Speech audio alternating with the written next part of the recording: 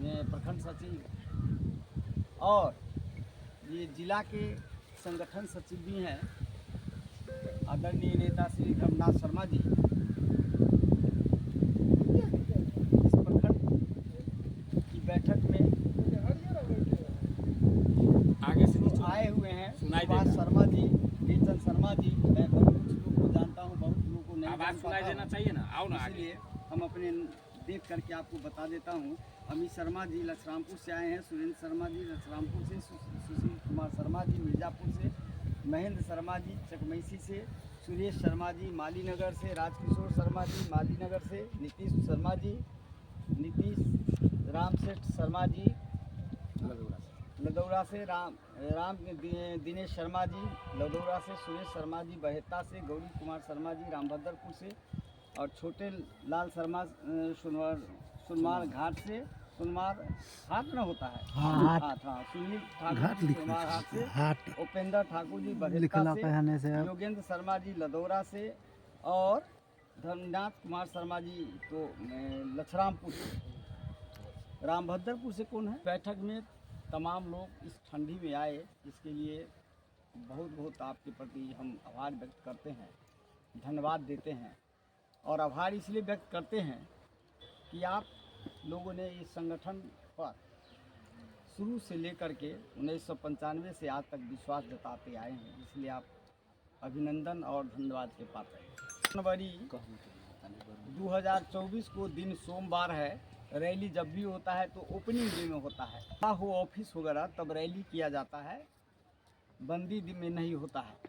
तो सोमवार को रैली किया गया है और आप लोगों को पर्चा मिला है। रैली क्यों करना चाहिए, नहीं करना चाहिए, क्या ज़रूरत है रैली का, इन तमाम बातें पर्चा में लिखी भी हुई है। हम आप लोगों को न्योता देने आए हैं अपनी बात को रखते हुए।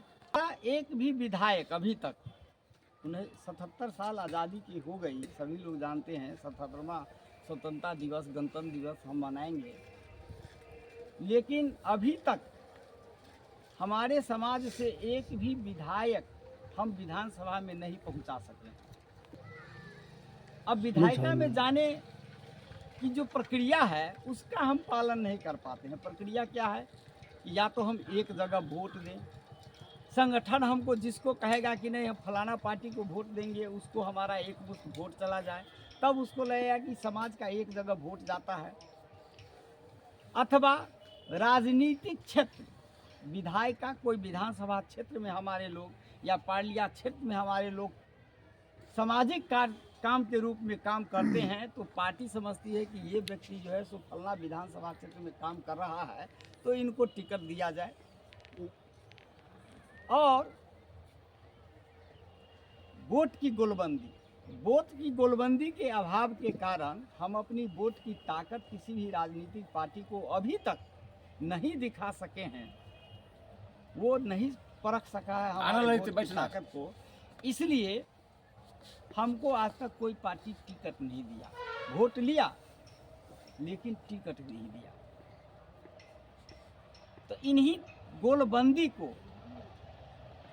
तो जब हम वोट गोलबंद होकर के नहीं दे पा रहे हैं तो गोलबंद हमारा वोट कैसे होगा, कैसे राज्य सत्ता समझेगी कि ये समाज भी अब जाग गया है, यह भी अपने अधिकार हक हुकूमत की लड़ाई लड़ने के लिए तैयार है। तो इसके लिए धरना प्रदर्शन होता है। एक उदाहरण बता दें, अति पिछड़ा से लाभ लोगों को मिल रहा है, ऐसा महसूस करते हैं क्या आप लोग? है, जनसंज्ञान में है, मिला है सर? नहीं पता है अति पिछड़ा होने से क्या लाभ है, सो नहीं मिला है। सब लोग को बताते हैं, युवा खास करके। जब हम लोग पिछड़ा में थे, बिहार में पिछड़ा और अति पिछड़ा का अलग अलग कंसेप्ट नहीं था, केवल पिछड़ा वर्ग था 1977 के पहले तक। कर्पूरी ठाकुर जी जब चीफ मिनिस्टर हुए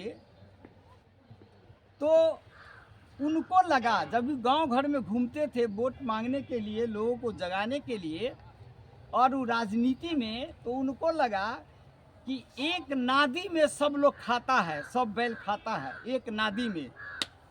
लेकिन जो जोरगढ़ा बैल होता है ना, वो कमजोरहा बैल को धुइस मार करके हटा देता है और उसका कोड़ा भी खा लेता है। ठीक उसी तरह उनको लगा कि ये सत्ता में जो मजबूत दबंग जात है, वो जो है सो जो कमजोर जाति का हकमारी कर रहा है, सत्ता में हकमारी कर रहा है, नौकरी में हकमारी कर रहा है। कोई योजना सरकार की चलती है तो उस योजना में वो हकमारी कर लेता है, पैरवी से, पैसा से, जैसे भी हो। तो उन्होंने उस नादी को घेरने के लिए एक उपाय निकाला। उनके पास क्या सुझाव? तो उन्होंने कहा पिछड़ा वर्ग को 2 भागों में हम बांटेंगे। ये लाने की बात हुई तो उस समय जो राम सुंदर दास थे, बहुत से और भी नेता थे, लालू जी थे, इन लोगों ने कहा कि नहीं कर्पूरी ठाकुर जी, ऐसा आप नहीं कीजिए, नहीं तो सरकार गिर जाएगी। अभी तो शुरू है। तो उन्होंने कहा सरकार गिर जाए या रहे, अभी यदि हम नहीं कर पाएंगे तो ये कभी नहीं हो पाएगा। और उन्होंने पिछड़ा वर्ग को 2 भागों में बांटा। पिछड़ा वर्ग के आज के डेट में बिहार की जो 146 जाति है, 146 जाति टोटल पिछड़ा वर्ग में, तो उन्होंने 2 भागों में इसको बांटा। 94 जाति को पिछड़ा वर्ग, अति पिछड़ा वर्ग में लाए और शेष जाति पिछड़ा वर्ग में रह गया। और जब विधानसभा में इस विधेयक को लाए, विधेयक पास तो करा लिए, लेकिन सरकार उनकी निश्चित गिर गई, नहीं चली सरकार, विरोध हो गया। जो पिछड़ा वर्ग में दबंग जाति थे, ये इसका विरोध कर दिया, इसलिए कि वो जो दबंग बैल था वो तो दूसरा का हिस्सा खाता था, तब वो मोटाए हुए था, लेकिन अब तो उसको हिस्सा मिलेगा नहीं, अब तो उसको अपने हिस्सा में नाचना पड़ेगा। तो ऐसे जो दबंग बैल थे वो उन्होंने विरोध कर दिया और सरकार को गिरा दिया, सरकार गिर गई, फर्क उससे नहीं पड़ा, लेकिन पिछड़ा और अति पिछड़ा बना। अब अति पिछड़ा, फिर हम लोगों ने लड़ाई लड़ी। 94 जाति पिछड़ा में था 1977 में, हम लोग 98% भूमिहीन। हम पहले भी कहते थे अपने भाषणों में, हम लोग आपके नेता, ये 98% भूमिहीन है, जिसमें 86% मजदूर है। अभी सरकार जनगणना का जो डाटा निकाला है, आर्थिक जाति गणना का, उसमें आर्थिक गणना भी किया है, नौकरी का भी सर्वे किया है कि किस समाज में कितने प्रतिशत में नौकरी है। वो डाटा प्रकाशित है, गूगल पर है, सभी लोग, आप लोग सोशल मीडिया का ज़माना, आप देख सकते हैं। तो 98% हम भूमिहीन हैं और उसमें से 96-96% लोग मजदूरी पर निर्भर करते हैं। तो हम लोग को, आपके संगठन को लगा कि इस समाज में इतनी गरीबी है कि यदि अति पिछड़ा में हम लोग शामिल नहीं होते हैं तो हमारे समाज का विकास नहीं होगा। तो आपने इनकलाब किया। आपको याद होगा कि जून की तपती धूप में पूरे बिहार से लोग गए थे, यही संगठन के आह्वान पर सब लोग गए थे, बहुत लोग गए थे उस समय को। मेरे खिलाफ वोटिंग करेगा, ये गोलबंद हो गया है, और इस गोलबंद के यदि इसका डिमांड हम नहीं मानेंगे तो मेरे खिलाफ ये आंदोलन छेड़ेगा, वोट मेरा बिगाड़ देगा। और तब जा कर के उन्होंने समझौता किया, आपके साथ वार्ता किया और आपको अति पिछड़ा का लाभ दिया 2009 में। 77 में पिछड़ा अति पिछड़ा बना, लेकिन आपके आंदोलन के बदौलत 2009 में आप अति पिछड़ा में आए। अब है कि अति पिछड़ा से लाभ आपको क्या मिला, ये जानिएगा, तब तक रहेगा कि संगठन कुछ किया है। जब ही नहीं जानेंगे तो कैसे होगा। बहुत सा लाभ है, लेकिन हम उतना समय नहीं लेंगे, ठंडा का भी समय है, सब लोगों को घर। 2009 में पूरे बिहार में 3 मुखिया थे अपने समाज के। मिश्री लाल ठाकुर मधुबनी के, आज भी हैं, मुखिया भी नहीं हैं, पिछले बार हार गए हैं, लेकिन 3-4 बार मुखिया रहे हैं। मिश्री लाल ठाकुर। एक सरपंच थे शादीपुर। औरंगाबाद में एक मुखिया थे लोहा सिंह, टाइटल उनका सिंह था, लोहा सिंह मुखिया थे। और एक जमुई में थे ब्रजकिशोर शर्मा। तो जब हम सुनते थे तो हम लोग को लगता था कि भाई भारी दबंग आदमी होगा। साधारण बात है भाई, उस ज़माने में जुल्मी ज़मींदारों के ज़माने में यदि कोई मुखिया है तो लगेगा ना कि दबंग आदमी है। तो 3 मुखिया थे, चाहे वो अपनी दबंगता से जीते हों या सामाजिक कार्यकर्ता के रूप में काम करने से जीते हो, इनकी क्वालिटी है। लेकिन आज जानते हैं कितना मुखिया हो गया, पता है लोगों को। नेताजी लोग जाते हैं बैठक में, हम लोग बार बार बोलते हैं तो सुनते हैं, जो जानते हैं सोचानी है। 383 पूरे बिहार में, आप कहाँ 3 थे और 383 हो गए। 276 पंचायत समिति सदस्य हैं, 250 के लगभग सरपंच हैं, 42 पार्षद हैं पूरे बिहार में, 42, 7 प्रमुख हैं और पंच और सरपंच तो अनगिनत है, जो जिसको हम कहते हैं कि ढकिया में है। ये क्रांति आई। ऐसा क्यों हुआ? ऐसा इसलिए हुआ कि जब सरकार ने पंचायती राज में अति पिछड़ा के लिए सीट को आरक्षित कर दिया, तो आप उसके खड़ा होने के लिए इंटाइटल हो गए, आपको हक मिल गया उस सीट से खड़ा होने का। यदि आपको अति पिछड़ा में नहीं आते तो पिछड़ा में रहते। तो पिछड़ा तक कोई पंचायती राज में रिजर्वेशन नहीं है, अति पिछड़ा के लिए रिजर्वेशन है और शेड्यूल कास्ट के लिए रिजर्वेशन है। तो आप अति पिछड़ा सीट पर खड़ा हुए, और जब खड़ा हुए तो वहाँ जो भी जितने भी जातियाँ हैं वो मजबूर है कि कोई अति पिछड़े को देगा। आज के डेट में 113 जाति अति पिछड़ा में है, तो उस 13 पार्षद हो गए भाई साहब। लोगों को अपने लोग भी हाथ में वोट नहीं, डाटा सरकार के डाटा के साथ बताता हूँ, अपने मन से नहीं बताता हूँ।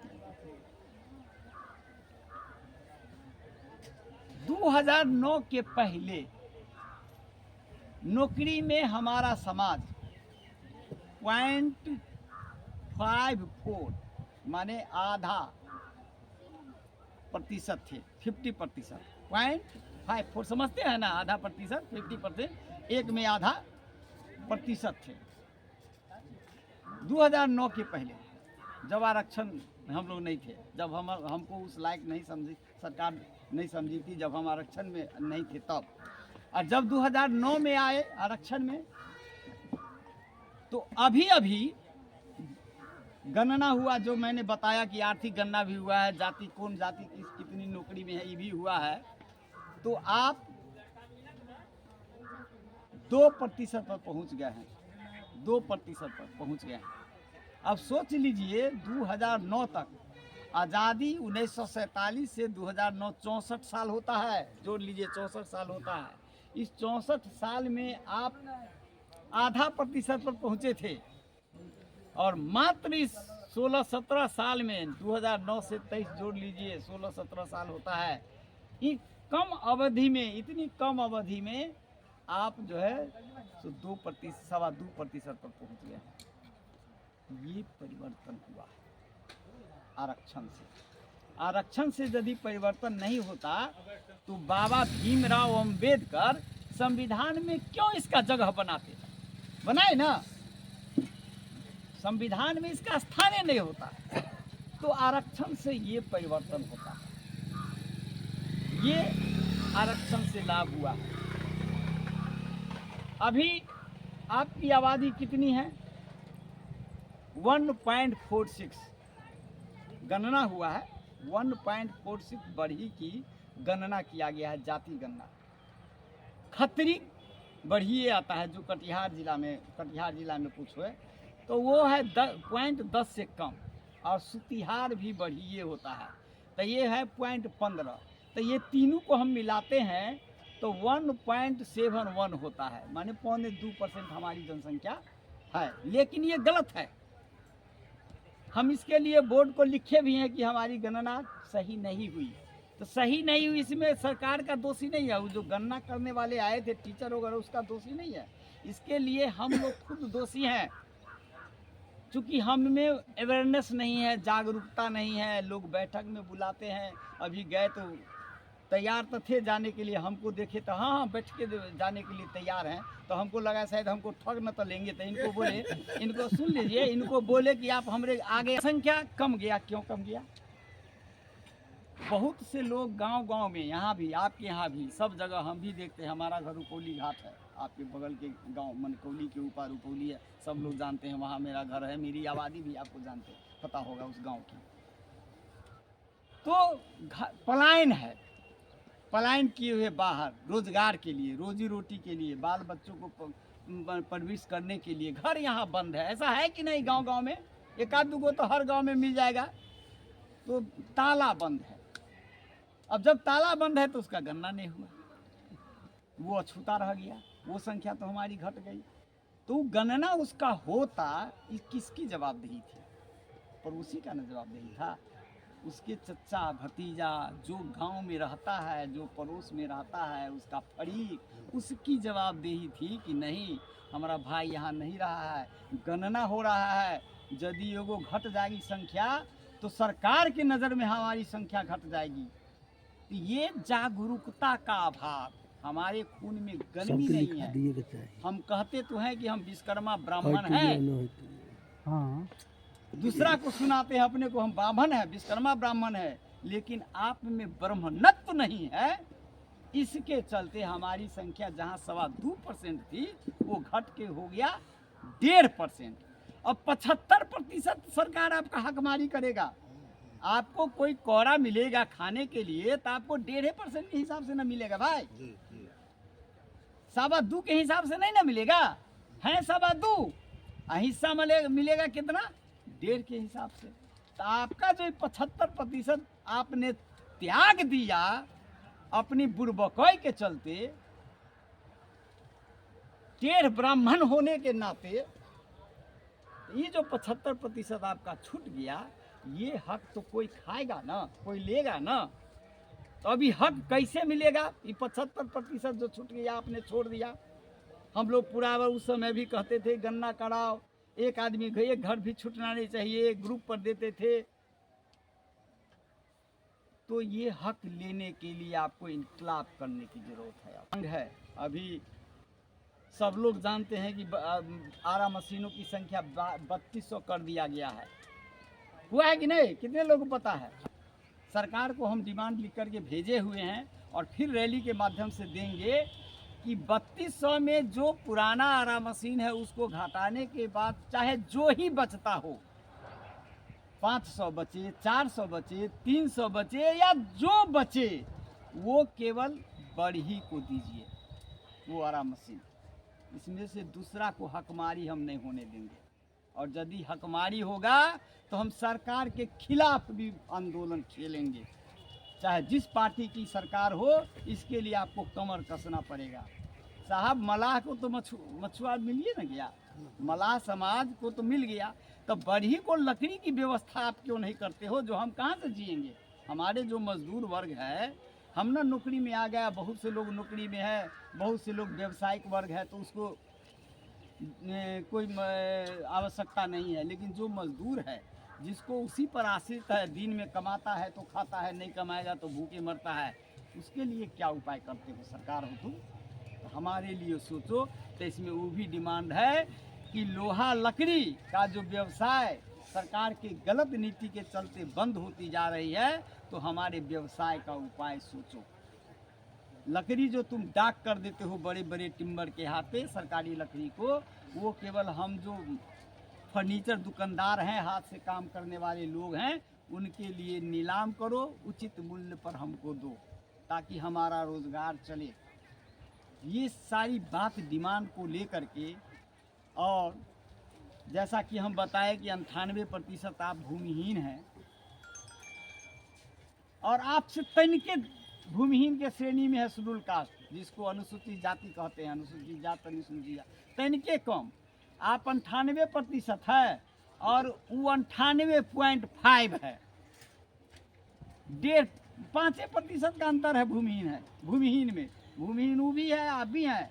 आप है 98% और वो है 98.5%, तो वो अनुसूचित जाति में, आप अति पिछड़ा में हैं।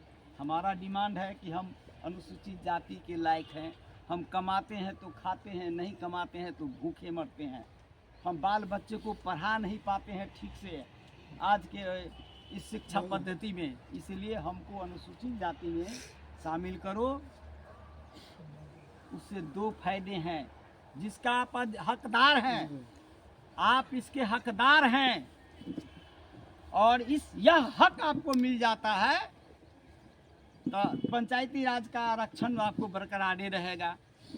राज्य में जो अभी अभी नौकरी हुआ है अति पिछड़ा में, हम समझते हैं कि हर गांव में बहाल हुआ होगा एक किसी न किसी रूप में, चाहे कंप्यूटर ऑपरेटर के रूप में हो, टीचर के रूप में हो, किरानी के रूप में हो, पदाधिकारी बना हो। हर गांव में जिस गार्जियन ने अपने बच्चा को ईमानदारी से पढ़ाया पेट काट करके, चाहे जैसे हो, वो नौकरी चला गया वो बच्चा। और जिस बच्चा ने ईमानदारी से पढ़ा, वो समझा कि हमारे गार्जियन हमारे जीवन को संवारना है, तो जिस बच्चा ने ईमानदारी से पढ़ा वो नौकरी में चला गया। गांव गांव में घर घर में नौकरी हुई है अभी आरक्षण के चलते। तो बिहार सरकार में तो आपको नौकरी मिल रही है, लेकिन केंद्र में आप नहीं जा पा रहे हैं। जब अति पिछड़ा अनुसूचित जाति का अधिकार आपको मिल जाएगा तो आपको केंद्र की नौकरी में भी आपके बच्चे प्रवेश करना शुरू कर देंगे। भारत सरकार में डीएम बनेंगे, एसपी बनेंगे। आपको आश्चर्य होगा। मैं धिक्कारता हूँ अपने समाज के लोगों को।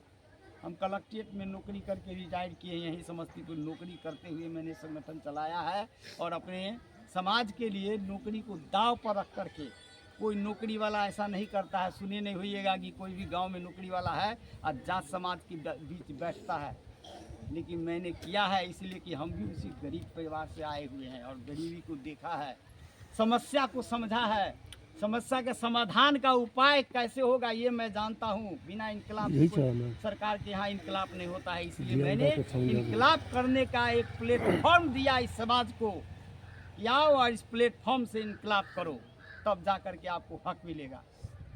तो जब आप अनुसूचित जाति में आ जाएंगे तो आपके बच्चे डीएम एसपी बनेंगे। अभी जान लीजिए, शर्म की बात है कि आपके समाज से पूरे बिहार में एक को IAS नहीं है, कलेक्टर नहीं है, इस बिहार में एक भी नहीं है। एक अभी हुई है अंजुला शर्मा, मोरवा की है, जिसको कि हम लोगों ने सम्मानित किया था, एकमात्र। 77 साल के बाद भाई साहब, शर्म की बात नहीं है।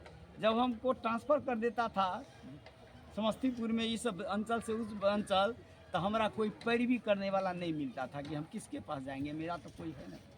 और सभी समाज अपने अपने लिए पैरवी रखता है कि नहीं नहीं ये पैरवी जो बचा के रखो, हमारा कोई कर कुटुम आएगा तो उसके लिए करेंगे, या कोई आएगा बढ़िया पर कहे अपना पैरवी बर्बाद करने चलो जाओ। तो ये नौबत है। 2 एसपी हैं मात्र,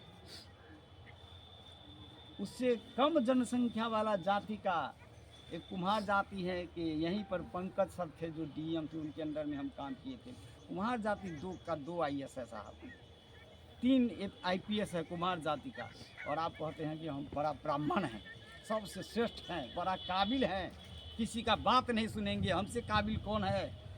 और एक IAS आप पैदा नहीं कर सकते अभी तक 77 साल में। ये अफसोस की बात है। यदि आपको यह हक मिल जाएगा जिसके आप अधिकारी हैं अनुसूचित जाति का, तो आप डीएम भी बनेंगे आपके बच्चे और एसपी भी बनेंगे। ये तरक्की आएगा। उसके बाद 10 सीट रिजर्व है पार्लियामेंट का 40 सीट है, ये जानते हैं आप लोग। बिहार में 40 गो MP का सीट है, 40 सीट है बिहार में पार्लियामेंट का। उसमें से 10 सीट रिजर्व है जिस पर अनुसूचित जाति के लोग ही खड़ा होते हैं और सभी लोग उसी को टिकट भी देते हैं। ये भी पार्लियामेंट तो सुरक्षित तो है भाई, आप लोग तो खूब जानते हो। ये कल्याणपुर भी सुरक्षित क्षेत्र है, जिससे महेश्वर हजारी जी विधायक जी में अभी हैं वर्तमान में। बोर्ड का स्थापना हो जाएगा, विश्वकर्मा निगम की स्थापना हो जाएगी, काश शिल्पी विकास निगम की स्थापना हो जाएगी, ऑटोमेटिक हो जाएगा, तब मांगने की जरूरत नहीं पड़ेगी। और उसी तरह 40 सीट है विधानसभा का, 243 सीट में 40 सीट रिजर्व है। ये 40 सीट पर आपके लोग खड़ा होने का अधिकारी हो जाएंगे। आप तब विधानसभा में पहुँच जाएंगे, तब आपके लोग मंत्री बनेंगे, आपके लोग मुख्यमंत्री बनेंगे। ये उन्नति है, ये सब विकास के रास्ते हैं। बाबा साहब भीमराव अंबेडकर कहे थे कि विकास के सभी रास्ते विधानसभा के चाबी से खुलती है, विकास के सभी ताले विधायिका की कुंजी से खुलती है। माने कानून वहाँ बनता है, तो जो कानून बनाएगा वही ना आप तक पहुँचेगा। इसीलिए, और जहाँ कानून बनता है बनना, वहाँ आपके आदमी नहीं है। तो यह तो एक संगठन है जो आपके मान सम्मान की रक्षा करता है, एक अदृश्य ढाल का काम करता है। लोग समझता है कि इसका भी संगठन है, इसके साथ अन्याय करोगे तो संगठन के में जाएगा, संगठन इनकलाब करेगा, इसका पैरवी हो जाएगा। तो एकमात्र टीटी पोपो संगठन है, और उस संगठन के महत्व को भी हमारे लोग नहीं समझते हैं। तो जाकर की होता है, इसलिए आंदोलन खड़ा कीजिए। अभी मैं बता देता हूँ कल की घटना। तुमको 200 रुपया 300 रुपया चंदा करो, गाड़ी करो, और गांव गांव से गाड़ी निकाल दो। कल्याणपुर इतनी बड़ी आबादी है, जो भी आरा मशीन 18 इंच की आरा मशीन की लड़ाई अभी गए थे। हमको ताज्जुब लगा कि भाई इस लाल कुमार साहब, उसका नाम बहुत भूला जाता है, लाल कुमार शर्मा बनिए, बिना बने हुए आपका भविष्य सुरक्षित नहीं है। एक नेता है, वो आंदोलन छेड़े हुए है कि बढ़ी जो है सो संपन्न जाति में आता है, अति पिछड़ा से इसको बाहर करो। उसकी लड़ाई लड़ रही है संगठन। इसलिए अभी आपको दो लड़ाई लड़नी है। एक तो जो आपको हक मिला हुआ है उसको बचाना है, और दूसरा जो हक नहीं मिला है उसको लेना है। इन दो लड़ाई के लिए कमर कसिए युवा वर्ग, सब दिन कमाइएगा, कमाते रहिएगा। हम इतना घूम रहे हैं, पेट्रोल जला रहे हैं, सारी व्यवस्था कर रहे हैं सिर्फ इसलिए कि मुझे बुझने आता है, इसीलिए हम अपना पेट्रोल जला रहे हैं। जितना पेट्रोल जला दिए होंगे अभी तक, या समय हमने दिया है इस संगठन के पीछे में, आंदोलन के पीछे में, हो सकता था कि 1 हमारा समस्तीपुर में मकान हो गया रहता, या 1 बिल्डिंग हम बना लिए होते। अभी अभी मेरा जो खर्चा हो रहा है, लाखों रुपया खर्चा इसमें हो जाए, इस रैली में बहुत होगा। तो एगो छप्पर पर एगो करकट का घर हम नहीं बना पाएंगे, कोई फर्क नहीं पड़ता है। लेकिन यदि अधिकार मिल जाएगा तो हमारा जो पोता होगा ना, वो जो है सो बड़का महल बना लेगा। सभी लोग भविष्य के लिए ही कमाते हैं, अपने बाल बच्चों के लिए कमाते हैं। इसलिए बाल बच्चों के लिए ये कमाई कीजिए, जड़ मजबूत कीजिए। जड़ ऊपरे तो बहुत कपड़ा पहन लिए हैं, शरीर को मजबूत कीजिए ताकि किसी से लड़ने के लिए तैयार हो सकिए। यही बात कहते हुए हम आप लोगों का क्रांतिकारी अभिनंदन करते हैं अंत में। और सभी लोग, जितने ही लोग आए हैं यहाँ, हम गांव का नाम लिखे हैं, कुछ गांव का नाम आपसे पूछ करके लिख देते हैं रजिस्टर पर। जितने ही लोग आए हैं, अपने अपने जो गांव के लोग नहीं आए हैं वहाँ जाइए, घर घर पर्चा पहुँचाइए, और ये संवाद कहिए कि भाई अपने लिए लड़ना है। आप बहुत अभी आज रथ वो निकाल रहे थे, तो वो फर्नीचर दुकान में काम कर रहा था, उसको कहे कि आओ ना भाई, खड़ा हो ना, जब तुम काम कर रहे हो, तुम्हारी दुकान के सामने में हम लोग कार्यक्रम कर रहे हैं।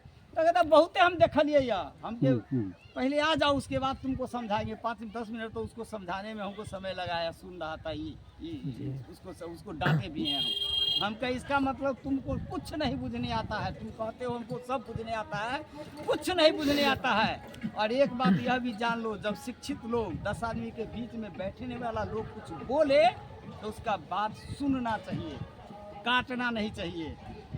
गलती बोलता है लेकिन गलत में भी कुछ न कुछ सही जरूर होता है। ये सब कह के उसको शांत किए तब हम चले हैं। तो ऐसे लोग आपको मिलेंगे, जब जाएंगे तो उससे घबराना नहीं है।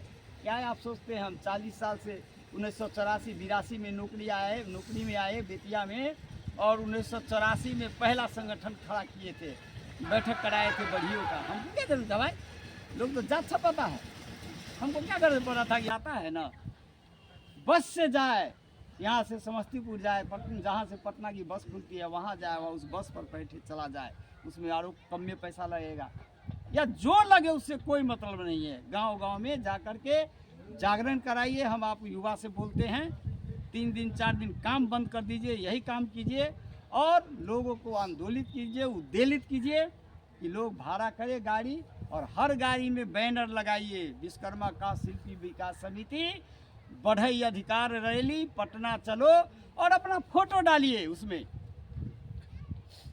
और चल दीजिए पटना के लिए। 29 तारीख को सारा दुकान दौड़ी बंद कीजिए, रोजगार बंद कीजिए, हड़ताल कीजिए, ताकि समाज में भी एक मैसेज जाए कि ये आज हड़ताल के रूप में अपने दिवस को काला दिवस के रूप में 29 तारीख को मनाया है और वहाँ चलने के लिए तैयार हुआ है। यही बात कहते हुए हम भी अपनी बात को विराम करते हैं। जो बात कुछ करा लगा हो हमको वापस कर दीजिएगा, और लगे कि यह कड़ी बात में भी कुछ है तो उसको ले करके जाइए। इनकलाब जिंदाबाद। विश्वकर्मा कासिल विकास समिति जिंदाबाद जिंदाबाद विश्वकर्मा कासिल विकास समिति जिंदाबाद। दोनों हाथ से कीजिए ना भाई, हम तो 64 साल के बूढ़ा हो गया तब जेबी से हाथ निकला हुआ है, आप लोगों के जेबी में हाथ है। विश्वकर्मा कासिल विकास समिति जिंदाबाद जिंदाबाद। धन्यवाद। तो वो में तो किसमें मेमोरियल हॉल में शायद रहा है कहाँ वो? हाँ हाँ वही अच्छा वो जो था